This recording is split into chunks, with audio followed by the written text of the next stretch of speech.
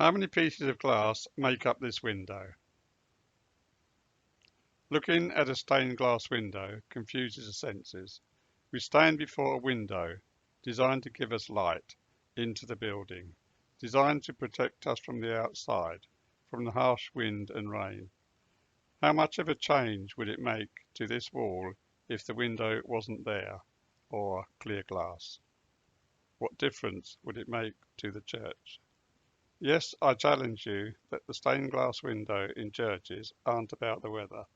They do just the opposite to a normal window. They filter the light, what we see depending on who we are. Stained glass windows are predominantly a teaching tool and quite often a memorial as well.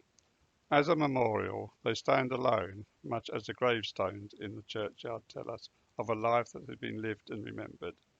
When reading the inscriptions on the grave, we might get a snippet of a person's life, the much-loved son, the husband who died too soon, the whole family awaiting for Christ together.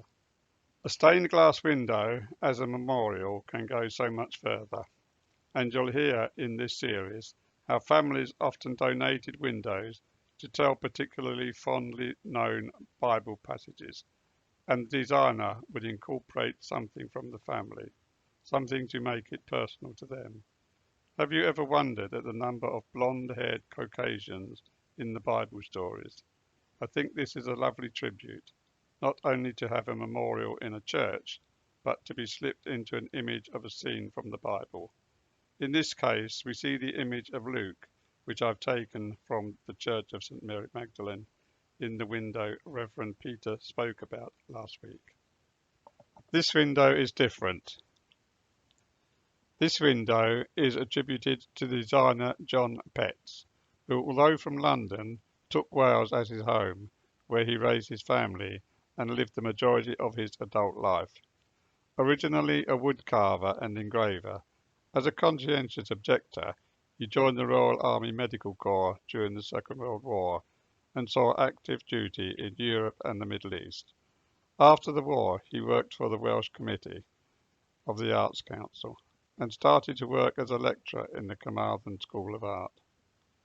Martin Crampon lists the first stained glass window from Petts as the King David window in the National Library of Wales. Listed on his website, there follows 33 windows in churches, including 2 in St. Peter's, Carmarthen, and I'll add a link to Martin's website for you to have a look at. But while there are similar designs, there's none very close to this one in the Llanllwch.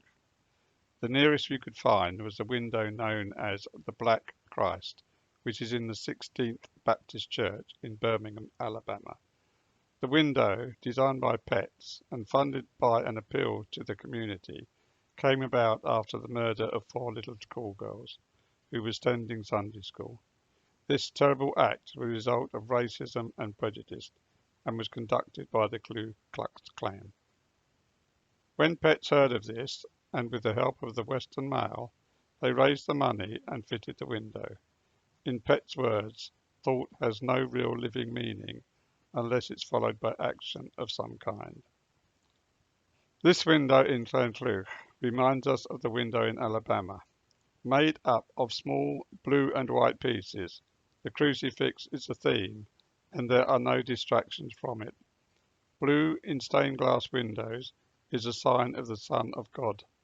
We can see in this piece influences of modern art, particularly the Impressionists, and also influences from some of the rhythm and repetition of Cubist art, including the German designer Wendling and Meistermann, who were involved in the great post-war church rebuild in Germany. Their experimental use of light and colour, interlocking with Bible stories and text, had the response they needed, people to stop and stare and think. Repetitive use of colour, often blue, yellow and red, were used to represent the Father, the Son and the Holy Spirit. The designers have used the lead line in a contemporary window, which see the lead lines obscured and blended into the picture. But here they're a critical part. The angles used creating sharp points and leading the eye into the direction that Petts wants. They create a feeling of movement in the window, a direction to follow, with the exception of the inscription, where Pets has deliberately blocked the light out of the words, "In thy light," a sentence from Psalm 36, which continues, "Shall we see light?" We use white for times of celebration. On Maunday Thursday, we strip the altar. We take away the trimmings of 2,000 years of church. By the time it is finished, solemnity and silence is achieved. The altar is bare. Flowers are removed. All signs of comfort, kneelers, prayer mats, cushions are taken away. Candlesticks are removed. The altar is left with just the cross. The cross is not present at the Last Supper in any physical sense, but spoken about multiple times by Jesus during his ministry.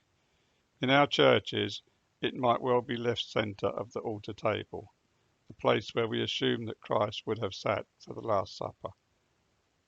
As we step through Lent, we step in the footsteps of those who have tried to understand, interpret, and spread their faith. As we talk about the journey to the cross, we talk about Jesus' message to us, of the life that we should lead, and the difficulties that we'll encounter while leading it. We keep our eyes fixed on the cross, as there we find the support and comfort that we need, given to us by Jesus himself, and wrapped around us by the Holy Spirit. And with this image, we find the energy to follow. Sing, I take your cross, Lord, that the world may be crucified to me. Now I turn from its pain and its pleasure, for your cross is my liberty. For your cross is my liberty.